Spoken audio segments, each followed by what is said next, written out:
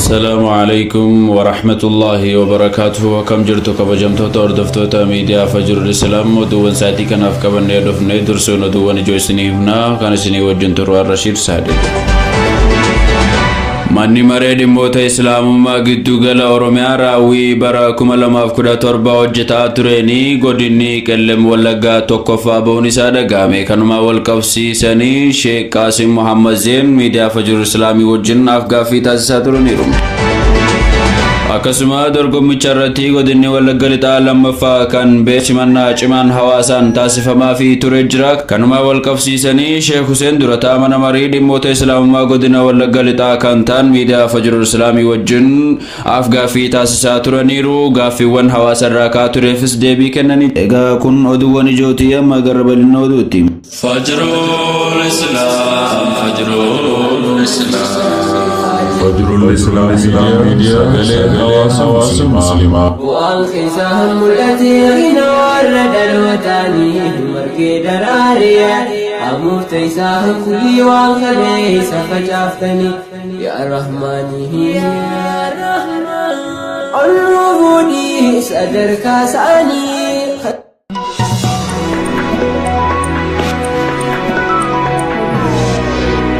والدرغمي من مريد موت إسلام أوروميا تاسسيني قدني كلم ولغا توقفا بوئي غيبا فرچون سادة غامي كانما والقفسيسني شيخ قاسم محمد زين درتا من مريد موت إسلام قدنا كلم ولغا كانتان أفغافي ميديا كانا ودي تاسسات رنيرو ولما نوسان الرارقين السلام عليكم ورحمة الله وبركاته وعليكم السلام ورحمة الله وبركاته ما شاء الله شيخ قاسم درتا من مريد موت إسلام قدنا كلم ولغا oduu gammachiisaa baay'ee miidiyaa kanarra deemaa jiru dhageenye karaa toora bilbilaatiin hawaasa hordoftoota miidiyaa kanaatiif wajjin akka haasaa bal'aa nu gootan jechuudhaaf isin affeerre sagantaa kana nu hayyamuu keessaniif jazaakumullahu khairan isiniin jecha mee sheeka hawaasa kanaan hordoftoota miidiyaa Fajrul Islaamiin salaamtaa jedhaa gara sagantaatti seenna hordoftoota miidiyaa Fajrul Islaam miidiyaa keenya السلام عليكم ورحمة الله وبركاته وكم جرتو نجا كيسني بكا جرتني تكبيا كيسا كبيا الله جرتن هندي بكا جراتني حياكم الله وبياكم بكا رب نجمتشي سي بكا ولي نجمنيت نجتشم برباد ما شاء الله شيكا جيبا فرتني جدا ما جرى ميديا كان الرا جيبني كوني رجادمو أكمي هي رجادا جيبني فرنة جرا مجلسني أوروميا راوي هجي بركم لما فرت أربعين قدنا له إذا جلسرني في مقالة مدالة مجلسني قدنا كلام ولقا قدنا له كده بلش جدا من كيسا راوي هجي بركم لما فرت أربعين توقف بهودان بتاعكم مجلس أوروميا في سجمات شبودا بتشوران توقف بيا باقي باتا تانجرا فلله الحمد والمنة ربي كينك لتفنى رجادا ملأ أدومتي dubbiin kun manama namatti ta'e godina qellem wallaggaa jechuun rakkoo meeqa keessa jiru jechuudha kan dhagaamaa jiru ammas wallaggi islaamni persentiin isaa gadaanaadha waan jedhamu tokko ta'uun jira har'ammoo akka oromiyaatti tokkoffaa ba'an gaafa jedhamu nama shakkisiisa jechuudha kanaaf dubbiin kun akka dhugaa ta'e meerra deebiidhaan gammanneerra jedhaani alhamdulillah rabbil alamin kun rabbi tuqenuumiti erga rabbiiti qabsoo Organsi keenya sadarkaan jiru godheeni hawaasi keenya nurraa fudhachuudhaan ta'e kun dhugaadha namni waan baay'ee jedha qellam wallagga jechuun yookaan wallaggumiyyuu islaamni jiraahi jedhamee biyyatti gaafatamudha jiraachuurra darbeeyyuu dorgomaa akka ta'e rabbiin nutti mul'iseedha fuula miidiyaa irratti illee akkasumatti maxxansaa turre godinaalee Oromiyaa kun bakka lamatti qoode majlisni Oromiyaa godinaalee olaanoo warra masiida 5,000 qabanii fi warroota giddu galeessaa jedhaman immoo masiida baay'inaan hin qabaanne kana kompeer wal godhee warroota masiidota hedduu qaban qofaatti dorgomsiisee warra giddu galeessaa keessatti immoo nuti falillahi alhamdu wal minna tokkoffaa baanee geeba badhaafamnee jirra kun dhugaadha odus miti haqiqa kana rabbitu nu godhe muslimni jira biyyi qellam wallaggaa addatti immoo muslimni baay'ee keessa jira dhugaa dubbachudha akkuma dhaqan mootummaa kennitu persentaa 21 jira jechuun baay'eedha jechuudha alhamdulillah masjidillee hedduutu keessa jira namnillee asumaan akka baru isiniin jechuudhaa fi mashaallah gammanne irraa dhugaadha jechuufi hayyaakumullah. Mashaallah dorgommiin kun akkuma nu ibsaa turtanii akka lixa Oromiyaatti jedhamas oduu miidiyaa kanarraa akka Oromiyaa guutuuttis jedhama mee isa kanarra deebiidhaan. Baay'ee gaarii. Oromiyaan akkuma beekamu godinaalee gurguddoo jechuun kanneen akka Jimmaa, Baalee, Arsii, Harargee kun warra masjidota hedduu qabanii aksariyyaa warra jedhamanii beekamanii isaanii waliin dorgomsiise majlisii Oromiyaa. Kanneen akka immoo Shawaa, Wallagga lixa warra jedhamu lixa Oromiyaa, Wallagga Arfan, warra akka Booranaa, Gujii Musliimooti baay'inaan keessa jiru kan masjida hedduu hin qaban jedhaman keessaa jara kan ammoo waliin madaalchiseeti kan keenya majlisni godina qeellam wallaggaa tokkoffaa majlisni wallagga lixaa lammaffaa booranni sadaffaa baheeti akkasitti geebaa badhaafamnee jirra haqiiqaan jirus dhugaan jirus kanadha jechuudha akka godinaaleetti akka magaalotaatti naqamteen magaalota bu'uuraa jedhaman keessaa lammaffaa bahee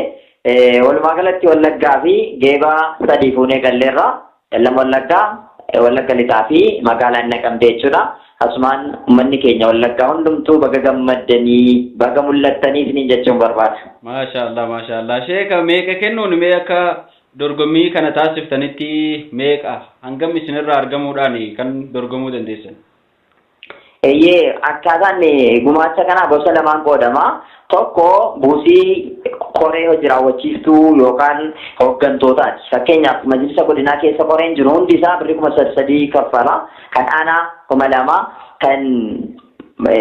gandaa hooggantooti majlisa gandaa jechuudha. Koreen hundi isaanii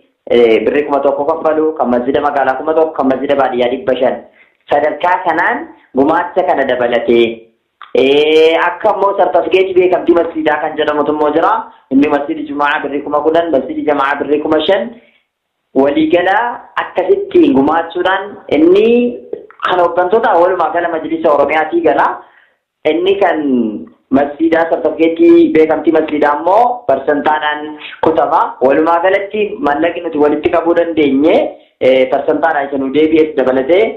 miliyoona 5 oli jechuudha. Walumaa gala raawwii karoora Oromiyaan gaditti buuserraa parsantaa 118 irra geenye jechuudha. 100 ol deemne falilaa alhamdu wal minna raawwii keenya karoora oli jechuudha. Haala kanaan jechuudha waliigala kan nuti sassaabuu dandeenye irraas immoo parsantaadhaan nu deebi'eera jechuudha. Majlisa godina keenyaatiifis faayidaa ta'eera jechuudha. Maashaallah. Dhumarratti mee fakkeenya biyyaaf taataniitu dhugaa rabbii qeellam wallaggaa fakkeenya biyyaaf taataniitu akka rakkoo hawaasa Oromoottis ta'e akka gartee hawaasa Muslimaattis mee bifa kamiin dhaamsa gabaabsitaniituma gartee hawaasa keenya baga nu boonsitanii kan jedhu gabaabinumaan mee itti nuuf fufa. Inshallah hundumayyuu kun gammachuun kun kan keenya qofaa miti kan nu hunduma keenyaati akka jirru hojiidhaan kan argisiifamu namni afaanii waan barbaade haasa'uu danda'a garuu hojiidhaan jiraachuu keenya akkasitti haa mul'isnu haa jabaannu bakka deemnutti waan khayrii hojjechuudhaan gatii kaffaluu qabna kan jedhu dhaamuu barbaada. Inshallah kun jalqabaa ganaadha ganaa gamoo ijaarraa Oromiyaadhaaf gamoo binnee amma immoo godinaalee hundatti deebinee akka binnuuf dhaamuun barbaada baga gammaddanii baga nu boonsitanii rabbi waliin haa fuudhuu isiniin jechuun barbaada. Maashaallah sheeka nu eeyyamtanii miidiyaa Fajrul Islaamii wajjiniif afgaaffii taasisuu keessaniif maqaa miidiyaa kanaatiin guddaa galatoomaa ulfaadhaa gara guddinaatti ammas fuulduratti isiniin jennaa mee hawaasa miidiyaa kanaatiinis gabaabsitaniituma mee hawaasa miidiyaa kanaatiin jabaadhaa kan nuun jettan duratti deemaa kan nuun jettan hawaasni keenya isinuma eeggateeti jechuudha arras kan duratti deemaa jiru asirratti mee hawaasa miidiyaa kanaatiinis.